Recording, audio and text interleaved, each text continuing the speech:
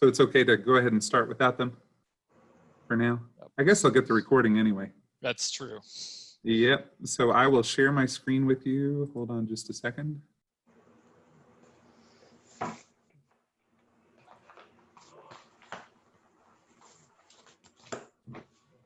All right. Can everybody see my screen?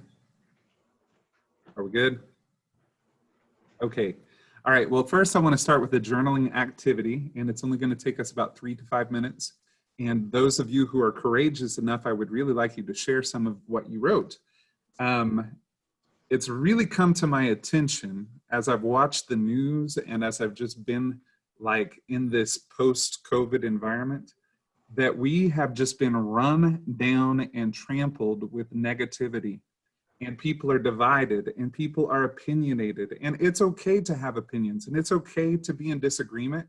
But once in a while, it's really refreshing just to take a moment to think about some good things that are going on. So I want you to get a pencil and I want you to get a piece of paper. And I'm going to give you 3 to 5 minutes to journal about something. And when you're journaling, I want you to focus on things that are true, things that are lovely, things that are admirable, things that might be considered excellent or praiseworthy, things that bring joy to your life, things that make you smile. So good news, maybe it's things that happened to you over the weekend or over the course of the last semester, but I want this to be a real positive journal. And for those of you who are brave enough, I'd like you to share those things. I think it's good. It'll be good for my mental health. I'm going to set the timer now.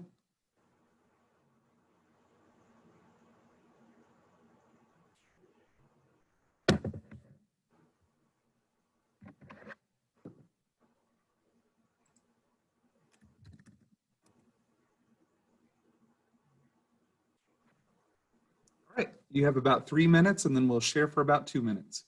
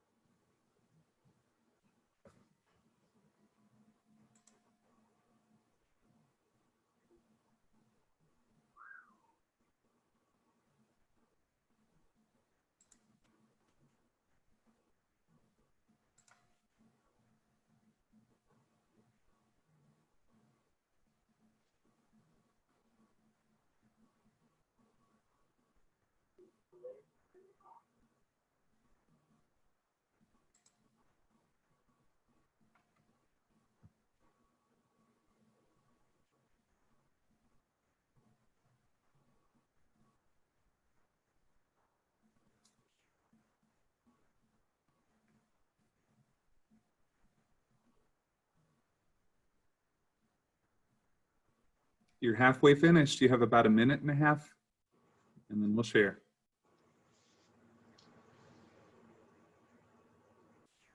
This could be one sentence, it could be a whole paragraph, but think about the things that are true, lovely, admirable, things that are good, things that are excellent, things that are praiseworthy. Give me some good news.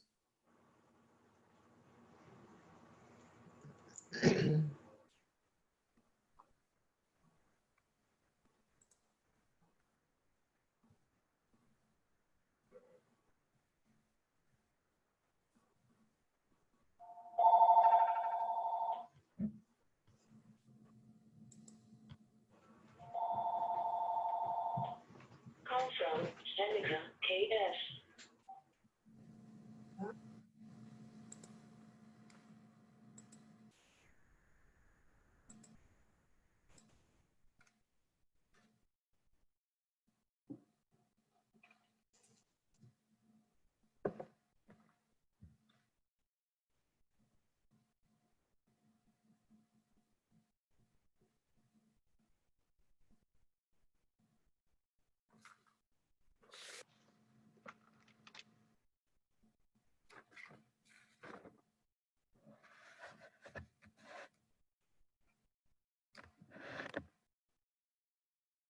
All right, your time is up. I'm going to stop the screen share now.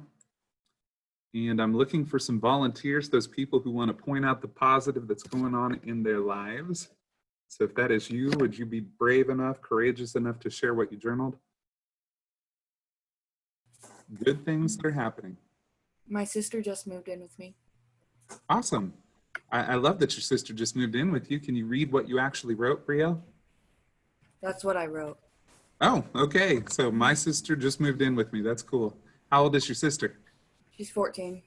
14. So are you the older or the younger sister? I'm the oldest. You're the oldest. Okay, that's awesome. Are you looking forward to doing anything with her in particular? Yeah. Like what? Stuff. I don't know, like we're going to share a room, so decorating and all that. So. Nice. That sounds fun. Yeah. Yeah, that's one of the coolest parts about having a house and having like a shared space, like coming together and making it feel like it's your own, like you just belong there. That's really cool. Decorate with things that are important to you. Good, Brielle. Someone else. I went to see my teacher, or one of my teachers in Erie this weekend. Ah, that's cool. All right. Yeah. So Brittany, tell me about that experience. So Can you read what you wrote? Yeah. So we went to I went to Erie this weekend, and we rode bikes with my cousin. And then I went over to see one of my teachers, Miss Stark. We talked about some stuff, and that just made me happy because I haven't seen her in forever. That's awesome. I love what you wrote. Yeah. So what did you said it was Miss Starr? Miss Stark. Miss Stark. Okay. And what does Miss Stark teach? Science. Science. Nice. I was never really into science or into math. I'm more like language and arts and creativity kind of thinking, but that's pretty cool. What makes Mrs. Stark so important to you? Well, she's just like been there for me whenever I like need something to talk to. All right, cool. Helps you through the hard times, celebrates with you. That's pretty awesome. Yeah. All right, someone else that wants to share.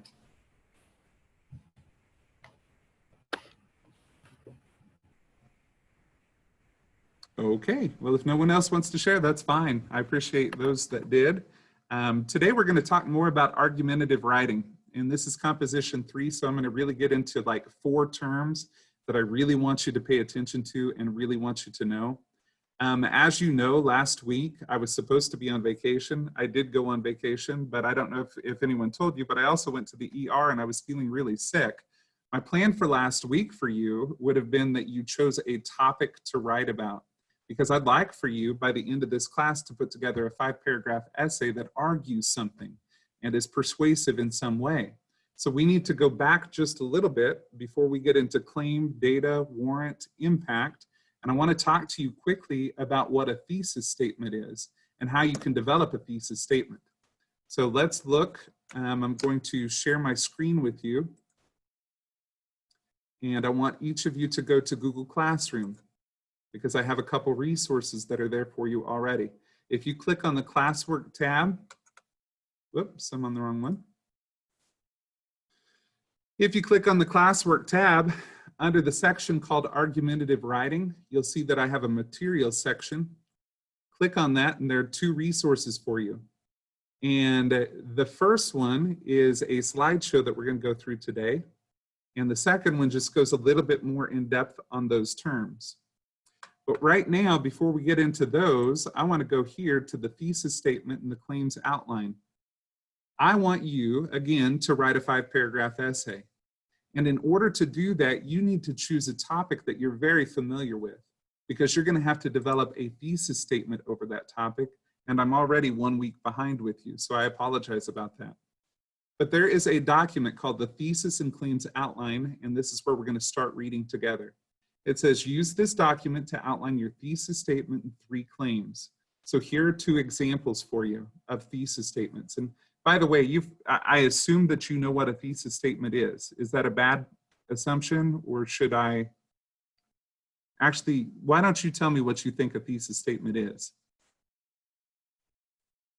It's a statement that pretty much is kind of a summary of what you're going to talk about, what you're arguing for. Excellent. Who was that just spoke?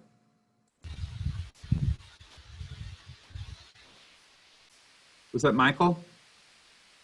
Okay, Michael, yeah, that's a really good start. So a thesis statement is something that is argued, so we know that it is something that is opinionated, right? But it really has three parts to it. And you all should write this down because this is not going to be in my PowerPoint that I share with you. It's not in the slideshow, so write this down. Thesis statement equals three things that you have to have in a thesis statement. And these three things I'm going to be grading for. First, you have to identify a topic. And the topic is going to tell us who or what it is that you're choosing to write about. So look to the thesis statement here, and it says cell phones should be allowed in classrooms because they enhance learning and increase student-teacher communication and help during times of emergencies. So who or what am I actually writing about? What is the topic of that debatable sentence? Cell phones should be allowed in classrooms. Actually, it's just cell phones, okay? So who or what is the topic? We're talking about cell phones. So the first part of a thesis statement is your topic. It is who, it is what you were talking about. The second part is called your controlling idea. You should write that down. In fact, I like to think of it almost like a math equation. So I might write thesis statement equals topic plus controlling idea plus, and we'll get to that third thing here in a moment. The controlling idea is your opinion or it is your argument about that particular topic. So look to this thesis statement again. It says cell phones should be allowed in classrooms because they enhance learning, increase student-teacher communication, and help during emergencies. What part of that is the controlling idea? You've already told me that cell phones will be the topic. What part of that is your controlling idea? What part of that is an argument? They should be allowed in classrooms. Bingo, you've got it. So now we've got a topic and I have a controlling idea. Cell phones should be allowed in classrooms. The last part of a thesis statement, part number 3 in the equation, is called a forecast. And it really tells us the rationale or the reasons for why you believe what you believe. So if I say cell phones should be allowed in classrooms, my audience might ask me, why? Why do you feel that way?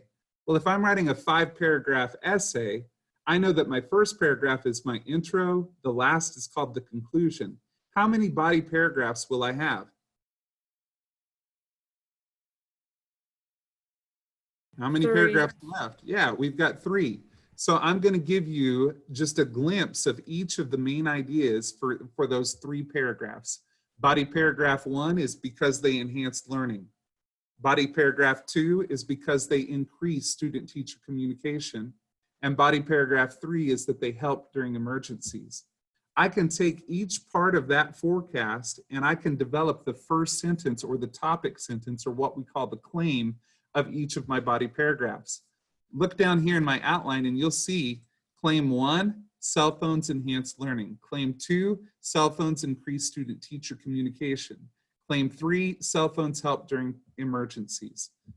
So that's really the 3 parts of a thesis statement. And then it also allows us to outline our 3 claims that we're going to use in the body paragraphs. Let's look to one more example of this. This says, ultimately, tanning beds should be abolished because they cause permanent eye damage, premature aging and wrinkles, and drastically increase chances of obtaining cancer, which could result in death. I need someone who has not spoken yet to tell me the topic of that thesis statement. Who or what is this thesis statement about? Tanning beds. Excellent. It's about Never mind. It's about tanning beds. Good job. Someone else needs to tell me what the controlling idea is. What is being argued primarily about tanning beds? The fact that they cause cancer. Well, that's a part of my forecast. What am I saying that we should do with all tanning beds? They should be abolished. Perfect. Okay, so tanning beds is who or what I'm talking about. The controlling idea here is that tanning beds should be abolished. And then I give you a forecast of what I'm about to write about. Because they cause permanent eye damage, premature aging and wrinkles, and they drastically increase the chances of obtaining cancer, which could result in death. From that forecast, I've developed 3 more sentences. What am I calling each of these sentences, or how will I use each of these sentences? Subpoint A, B, and C.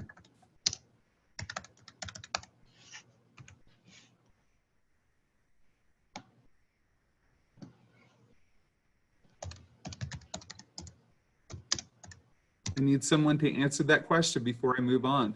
How can I use these 3 subpoints in my writing? I developed those from the forecast of my thesis statement, but what are those 3 subpoints? Why are they important, and how can I use them later? They're the topics of your 3 paragraphs. They're going to become the topic sentences of my 3 argumentative paragraphs. And we actually call those claims when it comes to argumentative writing. Okay, now it's going to be your turn. I'm going to put you into small groups, and I'm going to give you about 10 minutes to develop your own thesis statement. And I'm so sorry that this is going to go so quickly. If you're not able to come up with a thesis statement within this 10 minutes, I'm going to have to move on anyway. But I'm always open to emails, and I can help you throughout the week, okay? But we've got other things that I need to cover. But I'm hoping that in 10 minutes you can find something, a topic that you're really comfortable with, and then you can give me a controlling idea about that topic, and then you can give me a forecast of what you're going to write about. So let's stop sharing the screen here. You all know where to find that document. It's under classwork, and it's under kinds of writing, I think, on your Google Classroom. So let's see how to make those breakout rooms again. And we have 1, 2, 3, 4, 5, 6, 7, 8, 9, 10, 11, 12, 13, 14. So 13. Let's go into 3 rooms of 4, okay? Let's see, breakout room number, whoops. Yeah, breakout room number 1, I'm gonna put Colton. And we'll put, whoops, how do I get this?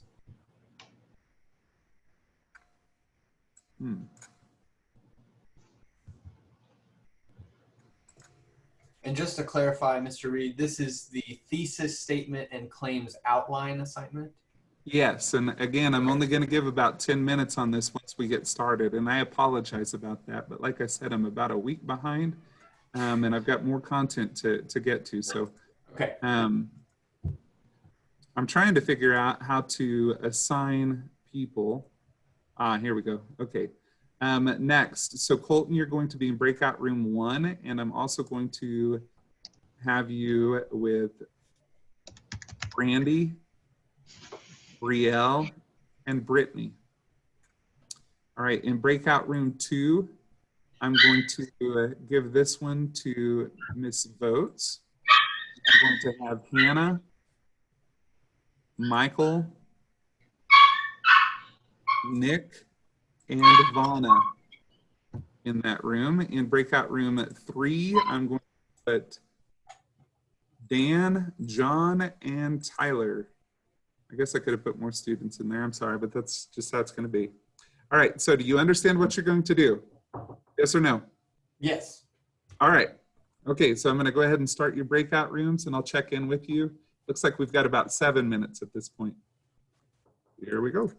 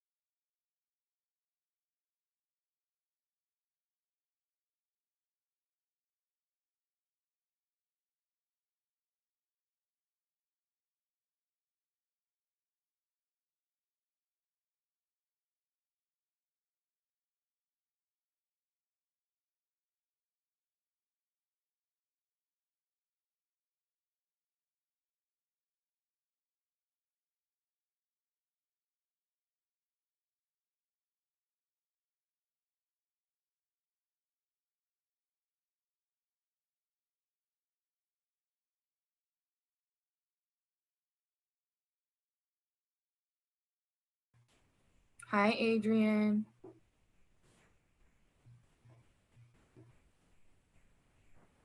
Hi, hon. Is this? How are you doing? I'm okay. My computer fritzed out for a minute, so when I put it back on, nobody was in the room. So I assume everybody's in their breakout rooms.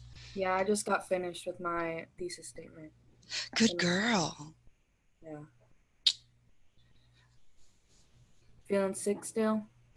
I'm okay. I'm just worried that I don't want to spread any germs, Yeah. in case it's bad. Mhm. But I'll survive. That's good.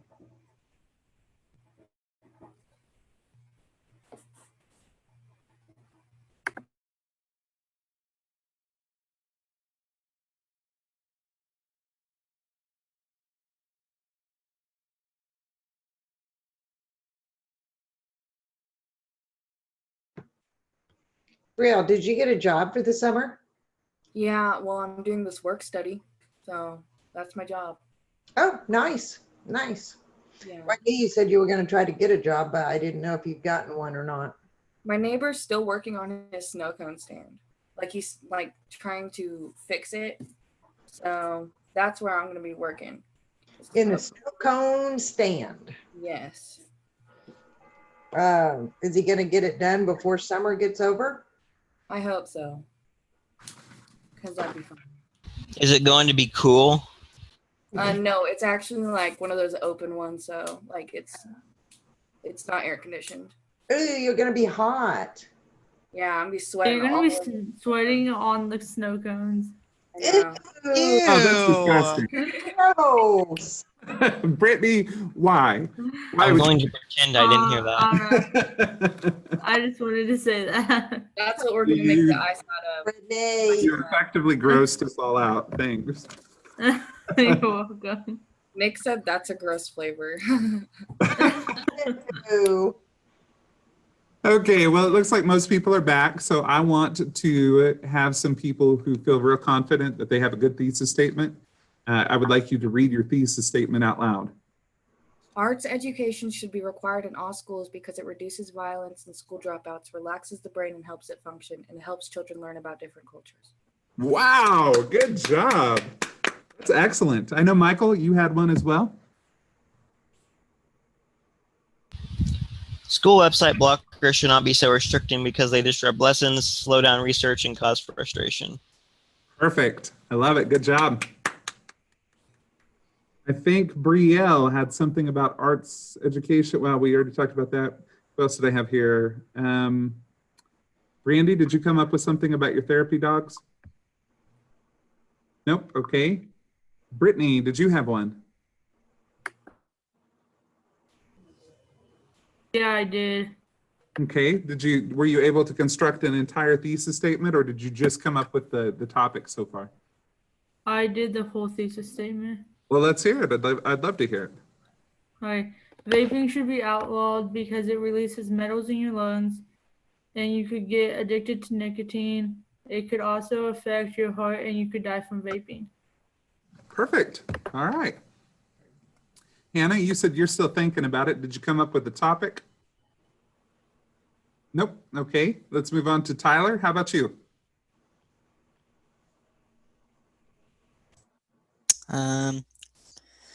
Video games do not cause extreme mental changes that result in violence. They actually increase your coordination and your overall ability to retain information in a stressful situation.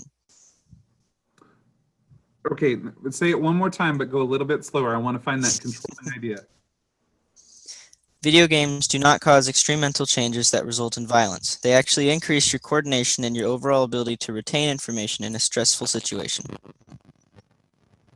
Okay, I'm going to go ahead and accept that. Are you advocating that we don't put any bans on video games? Or like, what do you think is the controlling idea here? It sounded like you had a good topic, which is video games, and you're giving me 3 forecasted ideas, maybe 2 or 3, but I think you can kind of stretch 3 out. But what would you say is your controlling idea? There shouldn't be any holds against video games. So no restrictions. Okay, so video games, I want you to write this down for me, okay? video games should not be restricted because then I want you to go point 1, point 2, point 3. All right? Keep it real simple, like a mathematical formula. All right, move to Vana. Vana, did you come up with the topic yet? No, I have not. I'm looking though. That's okay. How about Nick? Yeah. All right, let's hear it. Mine. Nap time should be reintroduced in high school. Usually sleepy teenagers are always moody and also usually stressed. Taking a nap can help ease stress, make you more alert, and taking a midday nap increase learning capacity. Okay, let's go slowly through that. That has added information that's not relevant to your thesis statement. You could take some of that info and just put it in your body paragraphs. So slowly, I want you to say that one more time. Nap time should be reintroduced in high school. Okay, stop right there. Usually Naps. sleepy teenagers are moody and also usually stressed. Okay, all right. So first of all, the topic, who or what are you talking about? Nap time. What's your controlling idea? It should be reintegrated into high school. So your thesis statement needs to read, nap time should be reintegrated into high school because, and then I want you to, Nick, I can't really understand what you're saying, and I don't know if it's just me or if it is everybody else getting kind of fuzzy with what he's saying. Yeah, I don't understand. So we have some like interference going on. Maybe it's not a strong connection. I'm not sure. But I'll tell you what, why don't you type your thesis statement into the chat box and then I'll take a look at it and I'll tell you what part to delete. Because when I did hear it, there was a part in there that needed to be deleted. All right, everybody, I'm going to move into the PowerPoint. So I'm going to share my screen. Everyone can go ahead and... There's people talking in the background. And... Wait, Mr. Reed, do we turn Yes. these in? Yes, you are going to turn those in. So that assignment that I just had you look at on Google Classroom was called Thesis Statement and Claims Outline. All of you need to turn those in. All right. In addition to that, you're going to be writing a body paragraph this week, and this is how you're going to do it. So let's look at the slideshow.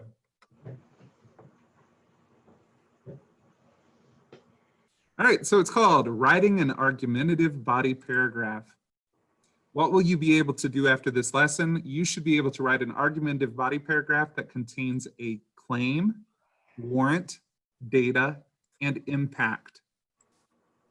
So let's talk about each of those parts. And if you have questions about these parts, I need you to ask ask anything. Don't hesitate. Don't feel like, oh, this is a dumb question. It's not dumb, I promise, especially if this is new to you. So we're going to start with the idea of a claim. That's the first part of a body paragraph. The claim is the point that you are trying to prove. It is a short, simple, and to the point statement. It's debatable, but it's going to be stated as a fact, and it supports your thesis statement. So I want you to look to the right side of this. Here's a thesis statement that had all three parts. President Trump's border wall should not be built because it will be costly, deceiving, and ineffective. Who or what is that thesis statement about? What's the topic? President Trump. Nope, it's not about President Trump. Border wall.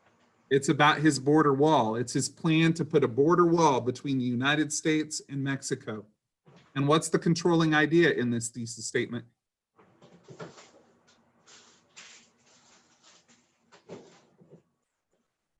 It's 4 words. Starts with should.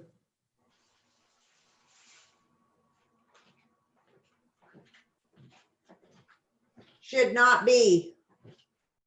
Should not be. Oh, no, I can't see because the screens are over the top of it. Okay, President Trump's border wall should not be built. And then it gets to the forecast and it gives us 3 reasons. Now, the first part of that forecast says because it will be costly. From that part of the thesis statement, I'm going to write my first claim. And if you look there, it's already written out. It says President Trump's border wall should not be built because it will be costly. That's the first sentence of my first body paragraph. I could also write out the other three claims. Here's the first claim for the second body paragraph, first sentence of the second body paragraph. President Trump's border wall should not be built because it will be deceiving. And then the last one is the topic sentence for the third body paragraph. It says President Trump's border wall should not be built because it's ineffective. If it's a claim, it's the point that you're trying to prove. It should be short, it should be simple, it should be to the point. Are each of those claims debatable? Do you think people would have strong opinions for or against those claims? How many of you in this class think we need a border wall? Can you raise your hand and let me know? Hold it up if you think so. Okay, how many think we should not have a border wall? Okay, so most of you. All right, so it is debatable though. If we had other people, like I know for a fact that there are students on my debate team that would come to you and say, no, we do need a border wall. And they would tell us because of X, Y, and Z. So this is something that's debatable. And it supports a thesis statement. Do you see how each of those claims is just backing up the big argument, which is the thesis statement? All right, so here's some bonus info for you. A fact does not have to be true. So you all know that there are facts and there are opinions, but a fact does not mean that it's true. If I say something is a fact, all I'm saying is that it's verifiable. In other words, I can measure that statement to determine if it is true or false. So if I tell you that the nail on my big toe is 32 inches long, do you think that's true? I hope that the answer is no, but the question is that a fact? Shake your head and give me some input here. Yes or no, is it a fact? You should be shaking your head yes. The nail on my big toe is 32 inches long is actually a fact. Why is it a fact? Even though it's not true, why is it a fact? Because you can prove it false. Because you can prove it true or you can prove it false. That's right. So the claim is your first sentence. Let's move on to the next of the four parts. Next is the warrant. So the warrant is your reasoning. It is the logical justification for your claim. It tells the reader in your own words why or how your claim is true. And it is your idea and it is written in your own words. So go back to this thesis statement. It says capital punishment should be abolished because it is costly, inhumane, and unjust. Let's look to the first body paragraph. It says the claim capital punishment should be abolished because it is costly. The warrant comes right after my claim. And what is the question that the warrant has to answer? I need feedback from students. Okay. What are the two words? What are the two words that you have to answer? And they're italicized. How or why? Good job, Brittany. It tells how or why the claim is true. And most of the time, if you say, we shouldn't have a border wall, your audience immediately, whether they say it or whether they just think it, they're going to say, how or why is that true? That's why it comes in your writing. That's why we're going to put this directly after your claim. And it shows you here, capital punishment should be abolished because it's costly. How or why is that true? It costs more money to execute an inmate on death row than it does to keep him or her in a prison cell for a lifetime. All right, moving on to the next part. It says more practice with warrants. So let's go back to this idea of President Trump's border wall. It should not be built because it's costly, deceiving, and ineffective. The claim, President Trump's border wall should not be built because it's costly. Someone read the warrant. How or why is that true? Because the border will be expensive and Mexico will not cover the cost. All right, let's go to the next claim for the second body paragraph. President Trump's border wall should not be built because it will be deceiving. Someone read the warrant. Native-born Americans will commit more crimes than undocumented migrants. And the last one, President Trump's border wall should not be built because it will be ineffective. What's the warrant there? People will still migrate across the border. Excellent. Thanks for reading those. I appreciate it. So just remember that you're going to start with your claim, then you move to your warrant. And the warrant has to tell me how or why your claim is true. The next part of the paragraph is your data. And it says data is the evidence that supports your warrant. It can be a quote, it could be a fact, it could be an example. When you support your warrant, you also support your claim. So look here to the thesis statement. It says capital punishment should be abolished because it's costly, inhumane, and unjust. Here's my first body paragraph. The claim, the point I'm trying to prove, capital punishment should be abolished because it's costly. How or why is that true? Well, it costs more money to execute an inmate on death row than it does to keep him or her in a prison cell. The next part of that is my data, and it's going to prove my warrant to be true. According to the death penalty database, the death penalty costs on average $1.6 million more than giving a criminal a life sentence. In other words, the United States, whoops, gotta move your pictures here.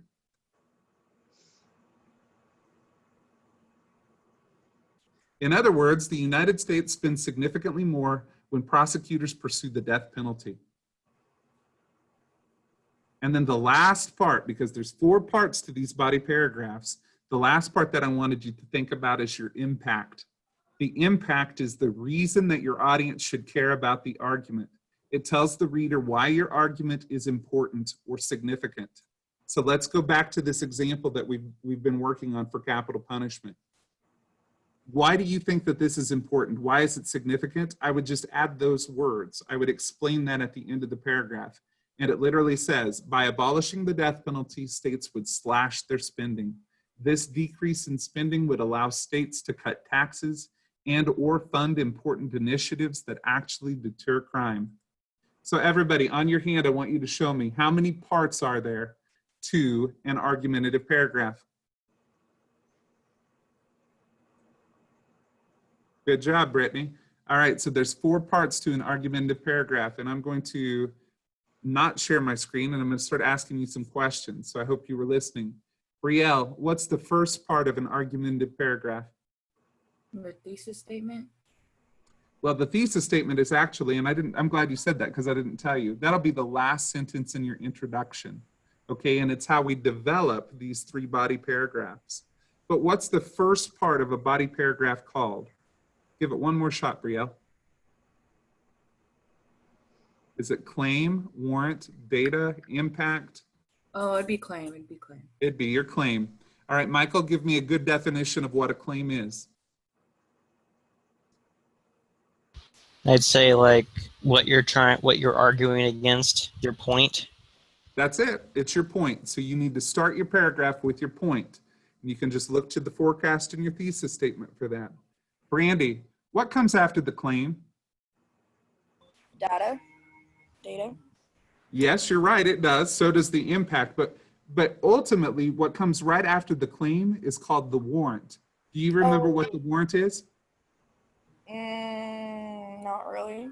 Okay, I want you to take just a second and go back to that PowerPoint, and I want you to find the definition. Okay. And I want you to do that right now and tell us what that warrant is.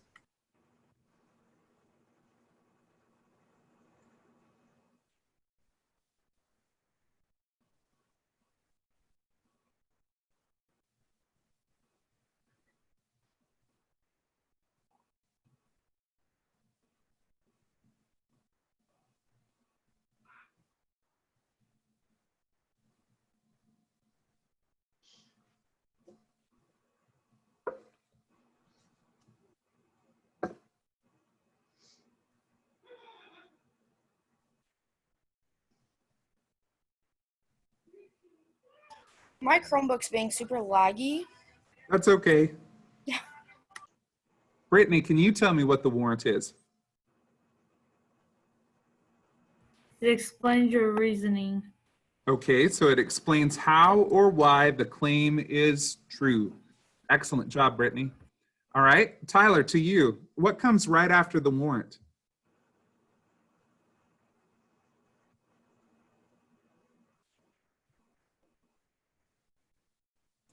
The data. The data, okay, and tell me what the data is. What's the purpose of the data? The real information you found supporting it. Supporting it. So tell me about that pronoun it. What does that refer to? Your warrant.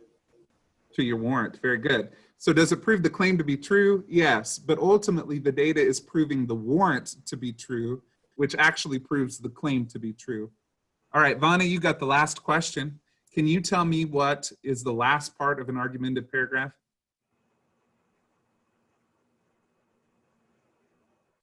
Wouldn't it be like a conclusion, like you're restating it all together? Well, what do we, yeah, well, I mean, in a sense, it is the conclusion of your paragraph, but what is the technical term that I gave you?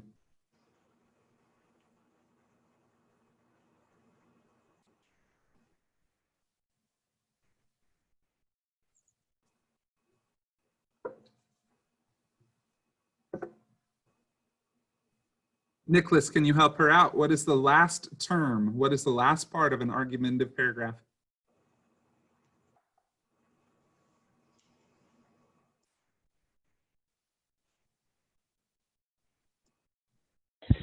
Is it the impact? It is the impact. Give me a definition of the impact. It's the reasoning for your audience. The reasoning for your argument. Okay, so ultimately it's why it's important or why it should matter. All right, guys, we've only got a few more minutes of class left, so I'm going to modify this because I want to give you something to do this week that I think you can actually handle, and I think we need to talk a little bit more about this before I assign something. Let me share my screen one more time.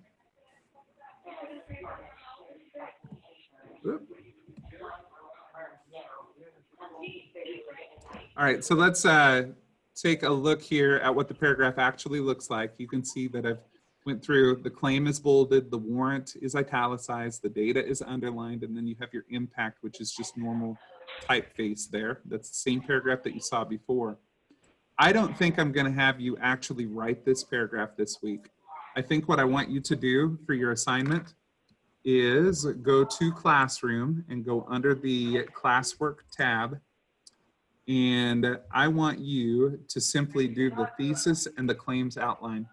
I want you to develop a thesis statement, and I want you to develop your 3 claims. Remember that each claim will become the topic sentence of your body paragraphs.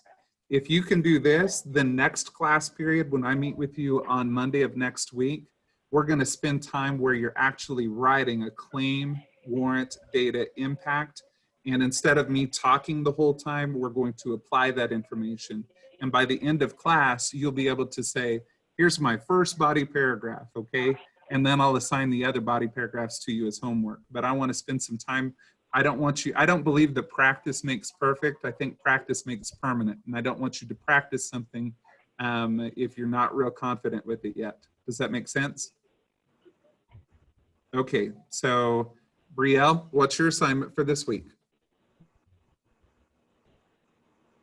The thesis and claims outline. Okay. Does anyone have questions about the thesis and the claims outline?